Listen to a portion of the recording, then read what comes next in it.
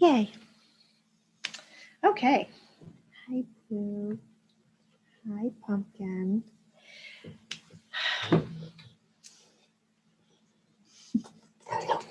Thank you. Thank you. So I can't believe that 8 months has gone by. Zoomed.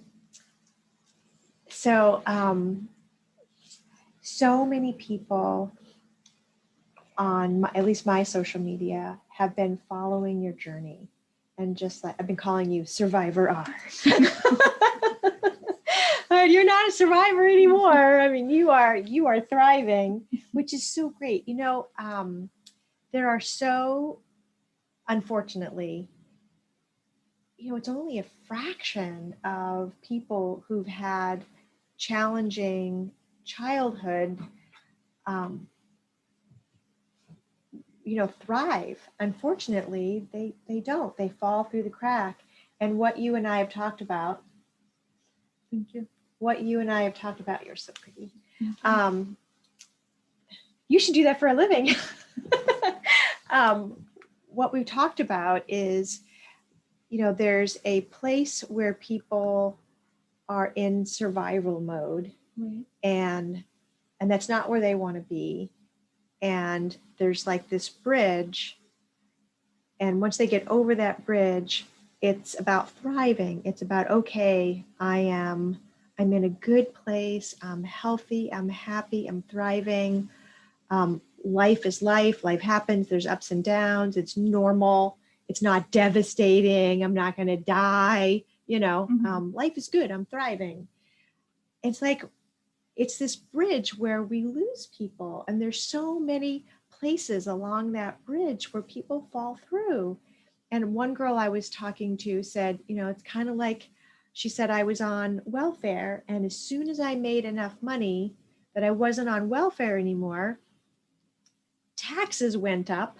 And by the time I paid the taxes, and I lost welfare, I was actually worse off, and then people just go back. They're like, I can't do it.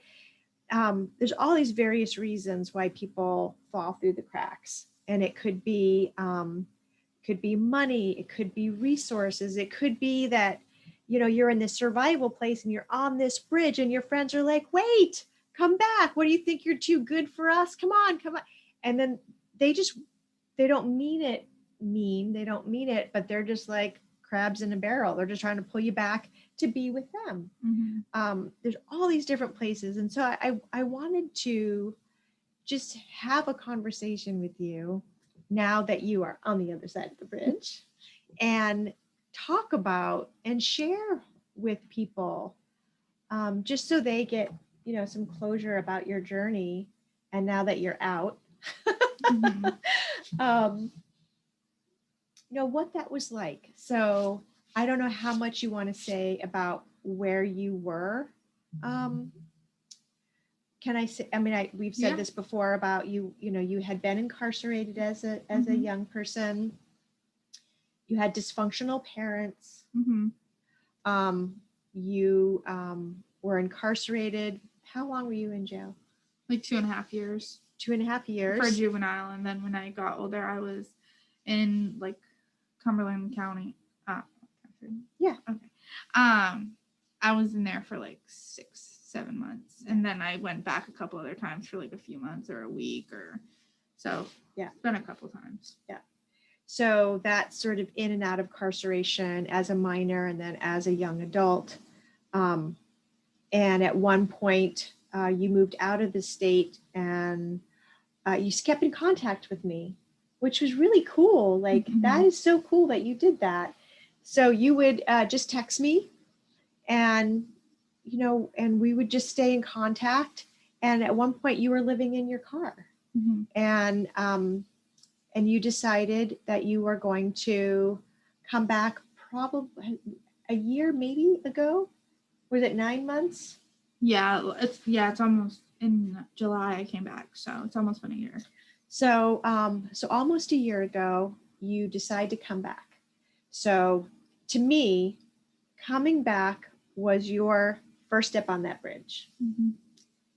And then on that bridge, here's where that journey gets hard, right? Mhm. Because you are a wild child, right? Just calling it like it is, right? So you're a wild child and you don't want somebody telling you what to do, That's true. right? Mhm. And you are going to move in with an aunt who's single, right? She had, well, whatever. She's not, there's not a Yeah. husband in the house. And 2 teenage children, Mhm. with rules. Rules. Rules. Rules. She had rules. Ah! And you had to go from wild child, doing what you want when you want, to a room with rules. Welcome to the first step on the bridge, right? And that would have been enough for some people to say, I'm out. I am not 15. Mhm. I am not in jail anymore. And I am not following anybody's rules. Right. But you stayed. I did. What made you not say, see ya? I mean, she means well. She just, it's hard sometimes, like retraining your brain after being in survival mode and on your own and not having that structure to go back to that, and you're like, oh my goodness. But it was good. I mean, there was a few bumps and stuff, like about disagreements, we think differently. We're both adults now, so we both have different opinions. But I mean, the reason why I chose to stay was because I knew that if I didn't, then I would never get better ever again. Like this was my last chance, really. Like not my last chance, but like my chance. Yeah, like, Kinda. right. And so it's that sort of power. Yeah. I mean, this is my opportunity to make it in life. Right. And I don't know if I'm going to get another one. Right. So I better put up with the rules. Yeah. Okay, so now you've gone to the second step on the bridge, which is I want to go to school. I'm all about, I'm obviously good at it. I'm beautiful. And this is my fun thing. This is what I think that I would really enjoy doing. And when it comes to work, they say you should do what you love and it'll never be a job. This is what I love, right? So this is what I want to do. How in the heck do I do it? And then I get a text message. Right. I get a text message. So I was thinking I wanted to go to, did you say Spot Tech or did I say Spot Tech? I just said school. School? Yeah, I just said school. And then you were like, well, where do you want to go to school? What do you want to do? How are we going to do this? Yeah. Catherine with the plans. And then I had just told you that I was interested in aesthetics and okay, well, let me get my magic fingers going. And she pulled all the strings. And well, what I did was I wrote an email to just maybe a half dozen of my philanthropic friends. And I just said, hey, I have one of my girls from jail. You guys are still my girls. One of my girls from jail. PV's the mom. I'm the aunt. The cool auntie. I'm the aunt. So I'm like, one of my girls wants to go to school. It's $11,500. Piece of cake. 8 months. Give me your money. And crickets, right? And I'm like, wait a minute. And then one person wrote back, and it wasn't an email back saying, asking a bunch of questions or making rules. It was, no problem. I'll cover it. Send me the details. And I was like, God is good. God is good. So, he was like game for the 11,000. And then you go to meet with them here's another step on the bridge. Mhm. And the admin person did not speak your language. And she was so much of an obstacle that was almost a give up point. She was asking you questions and tax information and stuff that you were confused by.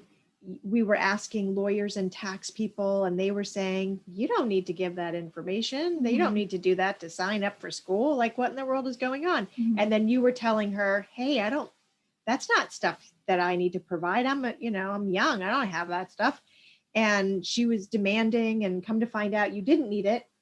But that sort of craziness was like, you are almost mic drop, I'm out.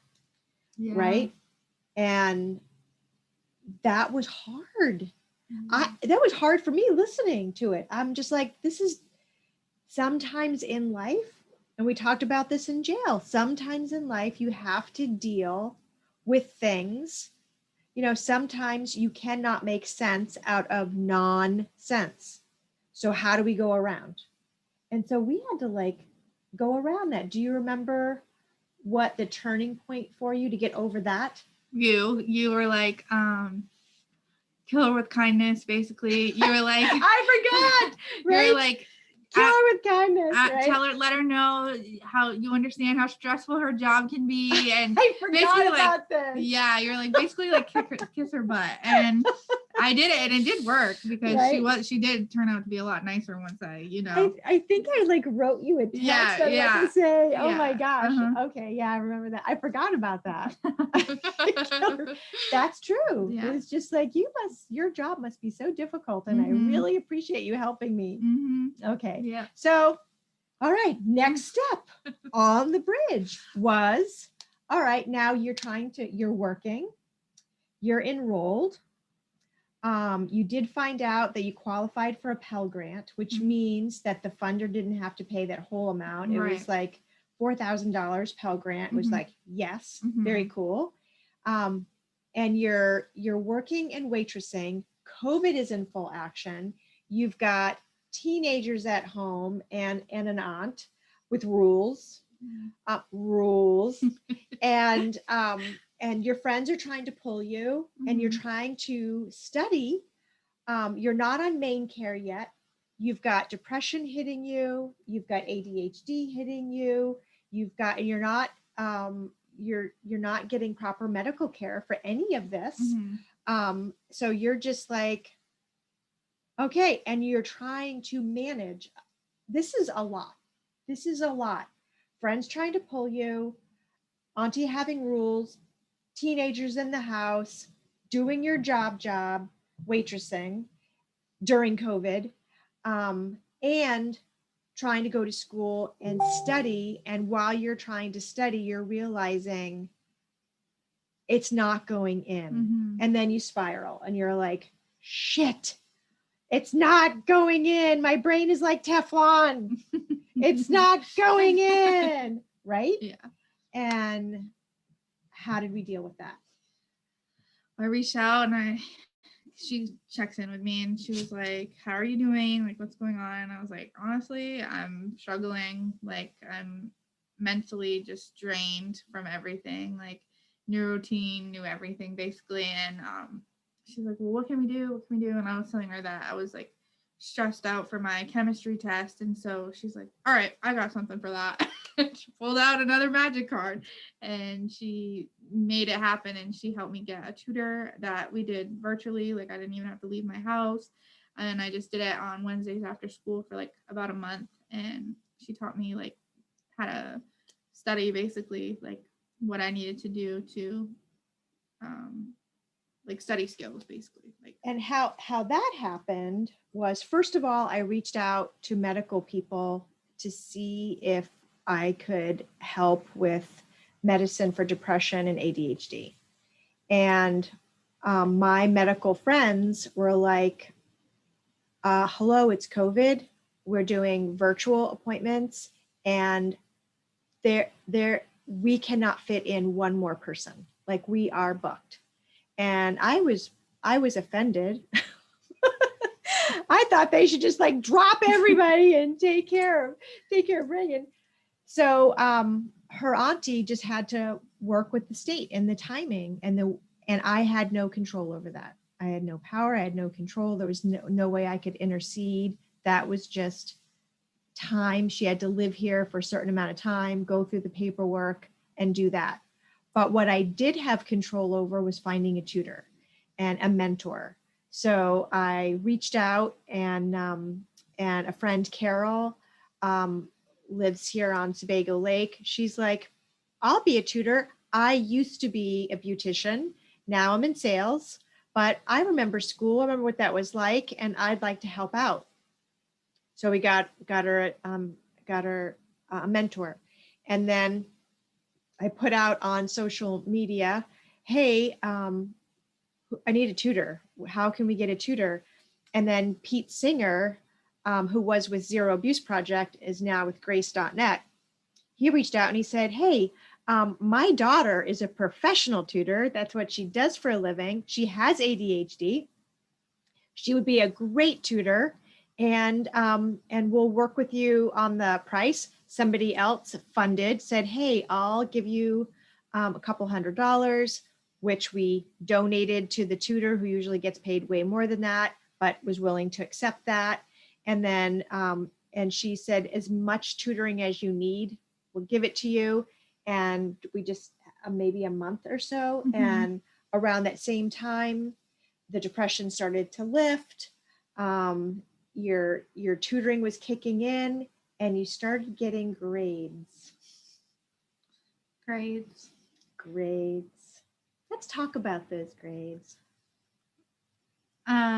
Well, I started out like pretty good. I started like with A's and B's, and then like when I had like the harder chapters, I kind of like I didn't do so well. So then I made up the tests and I got A's and B's again, and I graduated with a 90 GPA. You graduated with a what? 90 GPA. Woo! So cool. So cool.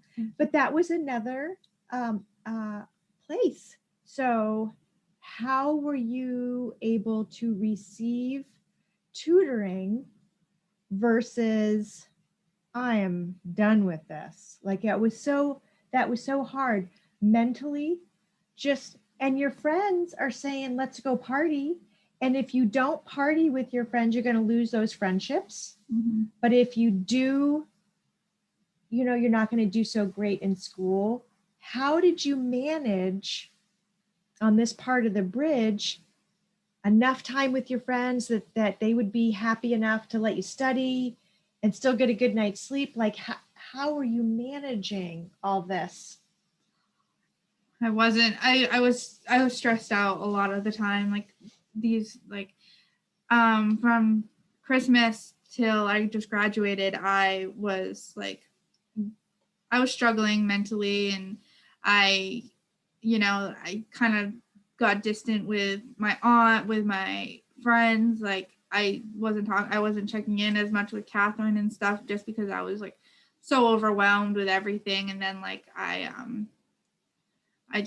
aunt was like, "What's wrong?" And you need to reach out to Catherine. And like, that's what I did. I just reached out, and like she had set me up with the tutor, and I finally started feeling more on track. And like, I just told my friends, "Listen, like I have to get this done." And they were understanding for the most part. And then some of them were not. And those aren't my friends, clearly. But the ones that did understand are still with me today. And I met a lot of good girls in school too that I adore to pieces. Like they were super motivating. And like one time I remember going to school and I was just so stressed out. I was so upset, and like I was just having a really bad day. And one of my classmates who had come to my party, we'll talk about that later, but she was like, "What's wrong? Like it's gonna be okay. Like we're all here for you." And that just made me feel like okay.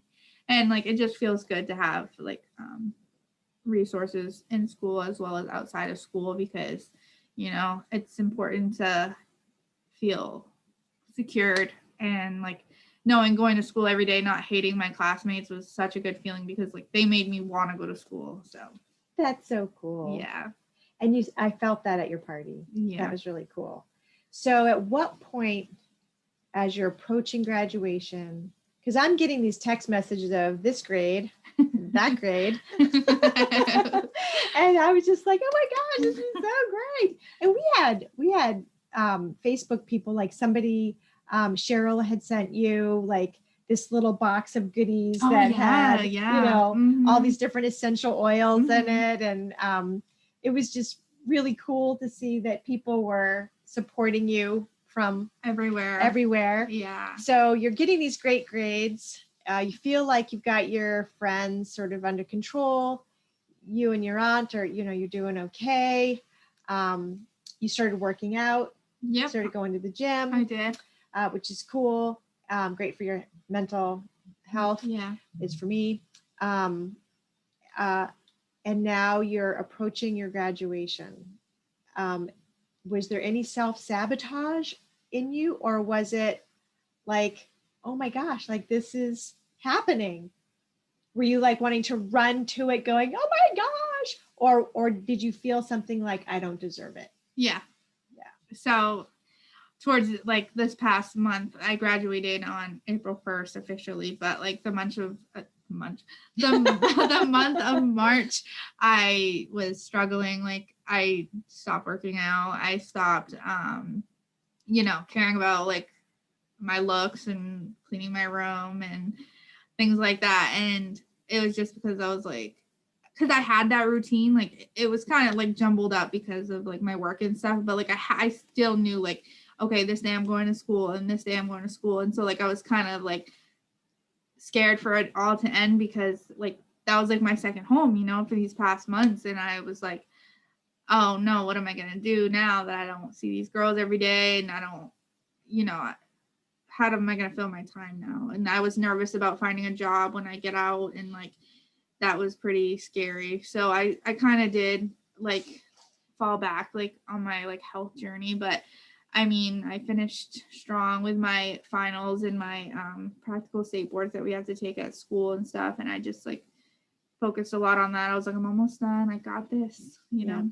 Yeah. What about job shadowing? So nothing like a hands-on career path during a time that you can't do hands-on. No problem. So you got, was it 3 different job shadow opportunities? Yeah. So you went up to Freeport, you did Wyndham, and you did Portland. Yes. So what was that like for you? You're going to school. This is your first time. I mean, you're quite far, into school when you go to the first place.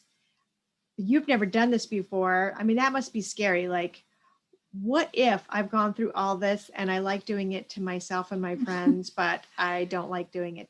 I mean, that's what I would be thinking. Like, oh my gosh, what if I hate it? Oh my God. Mm-hmm. So what was that like doing your first job shadow?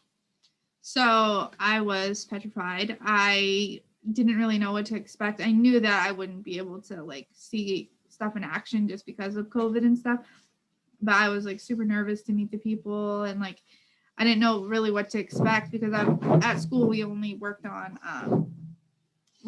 each other and our classmates and stuff. So like I didn't know like really what to expect at all. So like the first place I went, they were so nice. Like it was a place in Wyndham, and they like made me feel a little bit better about my career choice, and they gave me some advice, and I was actually able to go shadow them again like a couple weeks ago, which was awesome, and it made me feel really good to be able to go back. And my mentor Carol that we were just talking about, she goes there for her services, and so I got to watch her with her permission get a service done, which was really cool. And then I went to another place in Freeport who gave me amazing life advice, like not even just for aesthetics, like about building credit and investing and like RIA, that's what it is, your retirement plan. Yep. Yeah, investing in that and just like, just things like how to financially support myself as I get older, which was like I was super into that. It was really good to hear that, just like from business aspect as well as like the skincare, and how she made things work for her. And then the last place I got to job shadow was amazing. They were so sweet there. I got to speak with most of the staff. They answered any questions that I had. They gave me advice on life, on skincare, on hair. Like they just super homey and inviting. And then I had reached out to Catherine telling her that it went well and things like that. And she's like, yeah, I feel like that's a good place for you. And so she had suggested that Well, wait, because now, Okay. now you, so now you graduated. Yep. And that was on Zoom. How weird was graduation on Zoom? Weird. Yeah. Everybody's masked up. It was Zoom. We were all watching from our various smart tablets and whatever, and watching you graduate with your little mask on. And we're all crying. All of us are crying. Trying not to. Right. And then we throw you a surprise. Well, it wasn't a surprise for you. We thought it was a surprise, but we learned moments before you arrived that it wasn't a surprise. Oh, so okay. I had actually posted some stuff and other people were like, take that down. Like, I forgot. Right, on Facebook. Okay. So, well, so you had never met your funder. So that was, from my perspective, to get to like watch you and him meet. He's crying. You're trying not to cry. Like that was, so we had your aunt, your funder, fairy godfather, me, and your mentor. Yeah. Like that was so cool. Mm-hmm. Like for us all to be, for the first time, I don't know, all together. Mm-hmm. That was, I will never forget that moment. Like that was so cool for me. Like it was. Yeah, that was it's like all the puzzle pieces together. Yes, and we made a puzzle. Yes, that was so awesome. There was just one negative. And the one negative was you're out of school, you've been given your degree, you have the party, and you don't have a job. Right? Right. So just gonna move that. Okay. So, and you don't have a job. Right. So you're like, okay, well, I'm still waitressing. I have my degree, but I'm waitressing. And so on that bridge, here's another opportunity to just be like, all right, well, this obviously isn't meant to be because I haven't been given a job. So I'm just going to take my degree, put it in my desk, and just surrender to being a waitress the rest of my life. Mm. But what happened? Speak into the microphone. Well, microphone. I had reached out to Catherine, stress. And she was like, well, I think you should suggest to volunteer with so-called business and I see what happens. And so I did that. He called me back and he was like, so I told her Sales 101 to get to work for free, right? Like who doesn't, want free workers? So it's COVID, it's April, the snowbirds aren't here yet, but they're coming. Business is slowly starting to pick up. I know, and the business knows that that they're going to start picking up again. They're just not right now. So they weren't hiring right now. So I said, get your foot in the door so you're waitressing, in between your waitressing jobs, the one day you have off, volunteer that day and just do whatever they need. Folding towels, washing towels, sweeping up hair, washing the toilets, like whatever they need, get your foot in the door So when business picks up and they are hiring again, the first person they're going to hire is this little beauty. So I think he called you to make an appointment, right? Mm-hmm. So business is starting to pick up. So the owner gives her a call and makes an appointment. And then what happens? So That was today. yeah, that was this morning. So I'm nervous to go there, and I go and he greets me, and we go in, chit chat. He wants to know about my life, how I met Catherine, and he was We met in jail. jail partners. And he was like, oh yeah, I've known her forever. She's an angel, like speaking so highly of her. And I right there with him. And he was like, I was like, yeah, so I'm free to volunteer on Tuesdays. Like, I'd be glad to help with whatever. And he's like, well, I would not ask you to volunteer. Like, I'd be paying you minimum wage, and you can come in on Tuesdays from 9 to 4, and we can figure stuff out.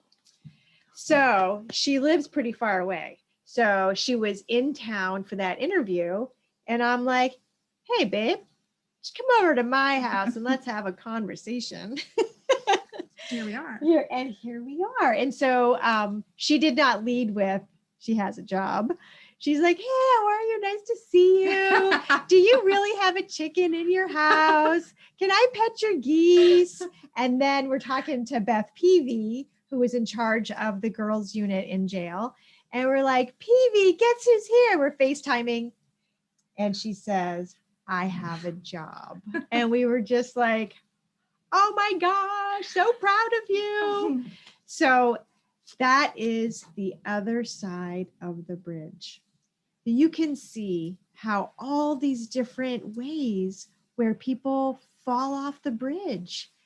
Like there's like 100 different times that Raegan could have said, I'm out, you know. If it wasn't a ton of people, just a half dozen people, her aunt who was willing to give her a safe place to live for free. The funder, Brian, who was willing to help with tuition. And by the way, just a side note on tuition, just so you know, it's not a free gift. They have a plan. We have a plan. Right? So do you want to talk about the plan? Yeah. So basically, like it wasn't rules, but it wasn't rules. It was basically like an agreement that once I finish school and get established with something in the field, I would start a bank account that I can't touch and I can only put money into to grow and add money and put the money towards another girl who was in a similar situation, any situation that could have been dangerous or bad situation, to put them forward in life like I had the opportunity to. And so and he's doing the same. Yeah. So Brian helped one girl and he's going to continue to help another one girl, and you're going to help a girl. So they're both going to help two girls, and those two girls are going to help two girls. Mm-hmm. And they're creating this whole this ripple effect of kindness, of support and helping people. Because on that bridge we had Auntie, we had Brian, we had Carol. What was the name of the tutor? I forgot her name. Cassie. We had all these people, and who was the girl at school when you were having that really bad day? Karen, right? So we had all these different people who were willing to just be there. It wasn't tens of thousands of dollars, and it wasn't gobs of people and intense. It was just a few people doing the right thing because it was the right thing to do. And instead of another orange is the new black. Mhm. You know, we have somebody that's making people look beautiful instead of doing, you know, jail tats. Is that right? Jail tats. Jail tats, threading your eyebrows in jail. Right. You have to, yeah. Petey asked you about that, how you do. So you use a rubber band to Yeah. do tweezing because they weren't allowed to have tweezers. So she like would find a way to do people's eyebrows. Mhm. Yeah. She's in the right field. Let's just say she's in the right field. So it was that. So, you know, the funding that comes in to stop trafficking US goes towards real people whose lives are forever changed because of what you did. It's not, you know, overhead. It's not going to somebody somewhere else. It is, you know, right here doing what needs to be done right here in our own home state. So sometimes we do out of state, you know, acts of kindness, but the vast majority of what we do is right here. So I would say that uh, if you want to know where this past money has gone, look what we've done. We've educated the state of Maine. We moved a mom who needed to be in a new apartment. We've helped somebody get dentures. We've helped a student go through school and is now thriving. And I intend to go there for maybe not jail threading, but we'll figure something out. I could use a little help, particularly today. But anyway, Stop it. you know, just I'm just happy to share with you what can happen, because sometimes people don't donate because it's, you know, they wonder where their money is gone, or they think it's a waste because, you know, she's not going to make it anyway or whatever. Right. So thank you. I wanted to Thank you. share. Yeah. I just Thank you. wanted to share with you sort of, it's not the end of the story, it is the end of that chapter. And now we have another chapter. We have another chapter. Hello to a new season. Hello to a new season. Yay. All right, so that's us from the She Shed Office of Love. Or you never know who's going to walk through the door, a chicken, a goose, somebody, you just never know. I'm so proud of you. Thank you. I'm so grateful for you. You could have stopped at any, you know, that is, nothing else matters. Like your aunt or me or the funder, like all those different people. If you weren't ready, if you weren't willing, if you didn't have the open, you know, the openness to be able to receive, that will to live and to thrive, that degree that they handed you, that was all you. That was all you. What did I Thank you. tell you in jail? You told me a lot of things. I did say a lot of things. I said I have a feeling about people. Mhm. I have a feeling about people. And I felt like you were going to make it, that there was something special about you. And that I just had a feeling that you were going to be one of the rare, unfortunately, girls who actually go from surviving to thriving. Was I right or was I right? Yeah. Anyway, so thank you for watching this video, and thank you for all your help and support as Raegan has done this amazing journey. And I look forward to sharing more success stories with you as the days and weeks and months and years continue. From our heart to yours, thank you. Thank you.